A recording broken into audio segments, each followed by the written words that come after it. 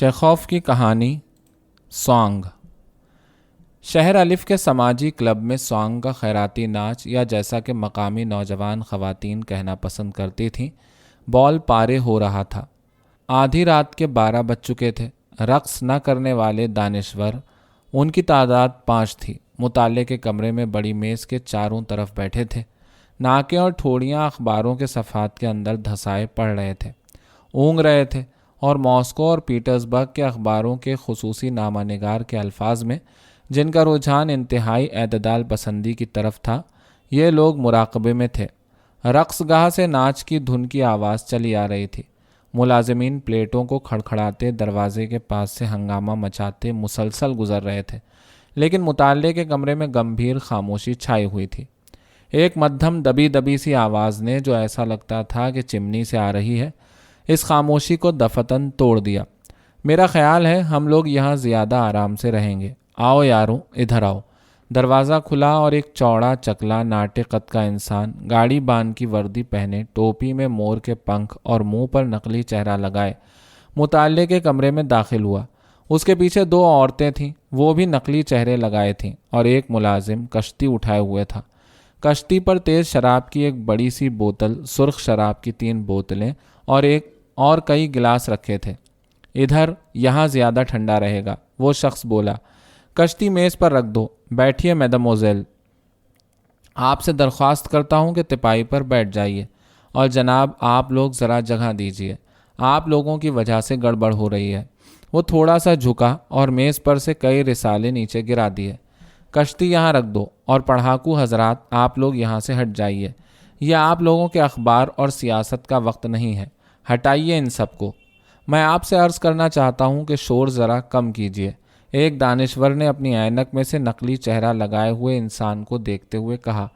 یہ مطالعے کا کمرہ ہے، شراب خانہ نہیں، یہ پینے کی جگہ نہیں ہے۔ کون کہتا ہے میز ٹھیک سے جمی نہیں ہے یا ہم پر چھت پھٹ پڑے گی؟ خوب، لیکن میرے پاس باتیں کرنے کا وقت نہیں ہے۔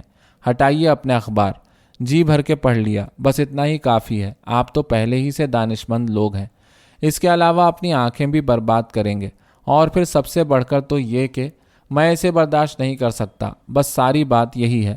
ملازم نے کشتی میز پر رکھ دی اور اپنے بازو پر تولیہ ڈال کر دروازے پر کھڑا ہو گیا۔ عورتوں نے فوراً سرخ شراب پینا شروع کر دی۔ خیال تو کرو کہ ایسے عقلمند بھی ہیں کہ اخباروں کو ایسی شراب سے اچھا سمجھتے ہیں۔ مور پنکھ والے شخص نے اپنے لیے تیز شراب انڈیلتے ہوئے کہا۔ حضرات، میرا یہ عقیدہ ہے کہ آپ لوگ اخباروں کے اتنے شوقین اس لیے ہیں کہ آپ کے پاس شراب کے لیے پیسے نہیں ہیں۔ میں غلط کہہ رہا ہوں کیا؟ ہاں، ذرا دیکھنا یہ لوگ پڑھ رہے ہیں، اور آپ کے اخباروں میں لکھا کیا ہے؟ اے چشمے باز، کچھ ہمیں بھی بتاؤ۔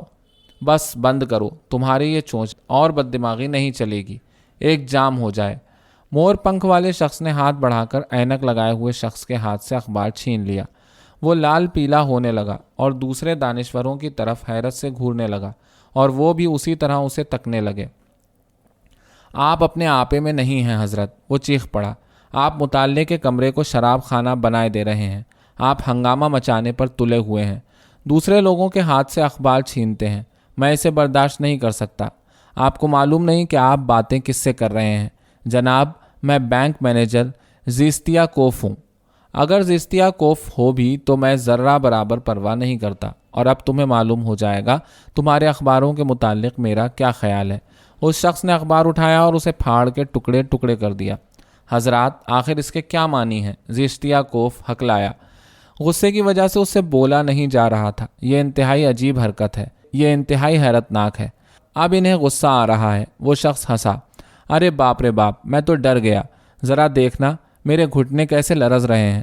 اچھا جناب عالی، اب ذرا میری بات بھی سنیے، مذاق رہا الگ، میرا آپ سے بات کرنے کو بھی جی نہیں چاہتا۔ بات یہ ہے کہ میں ان میڈموزیل کے ساتھ تنہا رہنا چاہتا ہوں، میں ذرا لطف اندوز ہونا چاہتا ہوں، اس لیے مہربانی کر کے ہنگامہ نہ کیجیے اور بس چلے جائیے۔ وہ رہا دروازہ۔ مسٹر بیلے بوخن، نکل جاؤ یہاں سے، یہ اپنی منحوس ناک بھوں کیوں چڑھا رہے ہو؟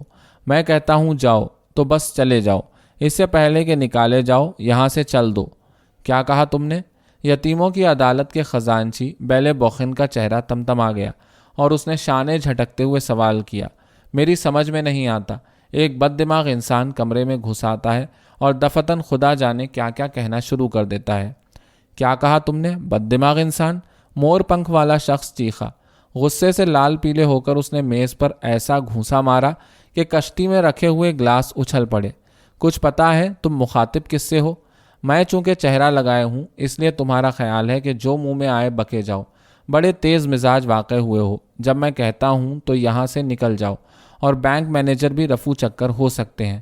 تم سب یہاں سے نکل جاؤ، میں ایک پاجی کو بھی کمرے میں دیکھنا نہیں چاہتا۔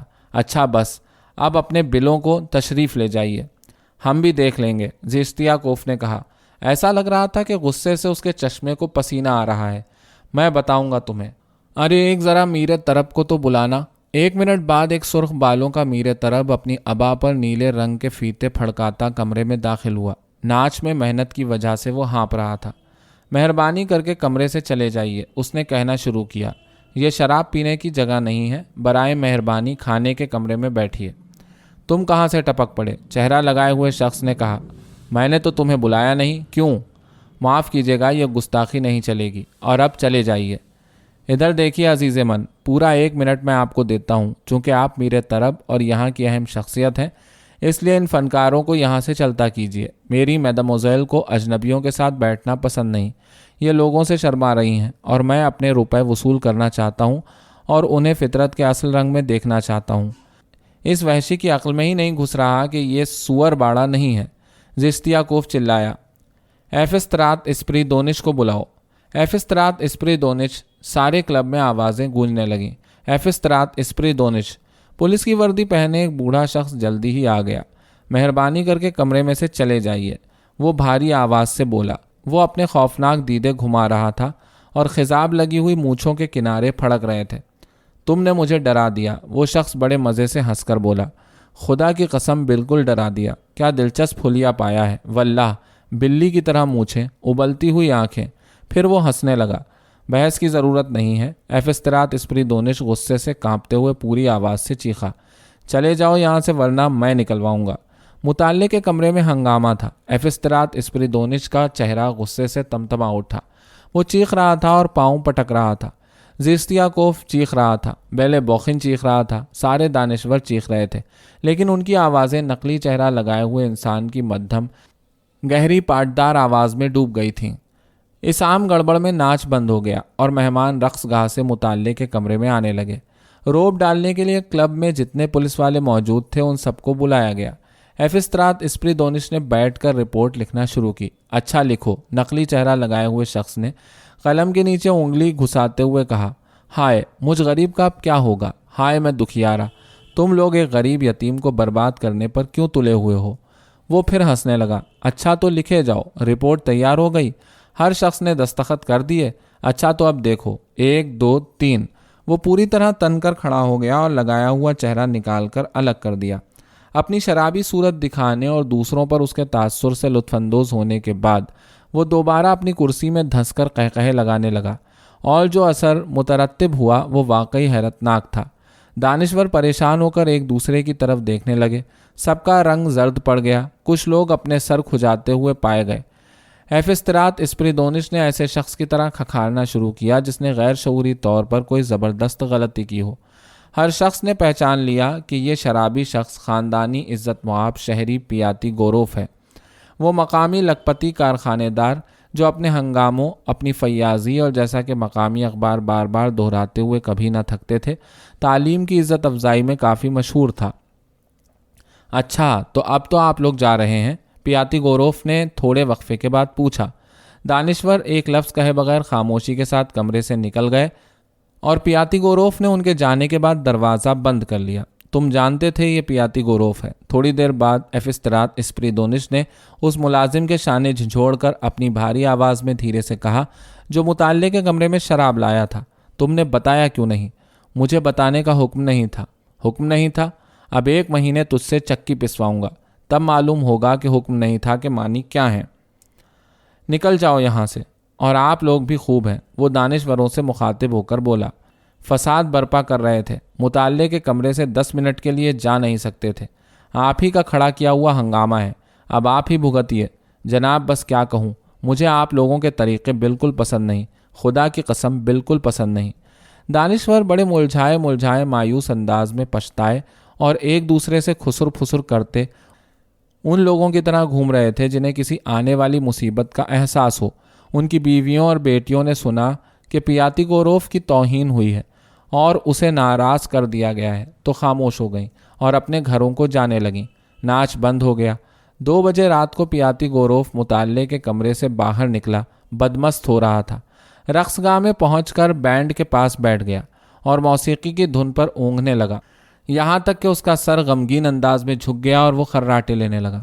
باجا بند کرو، میرے طرف نے سازندوں کی طرف اشارہ کرتے ہوئے چیخ کر کہا۔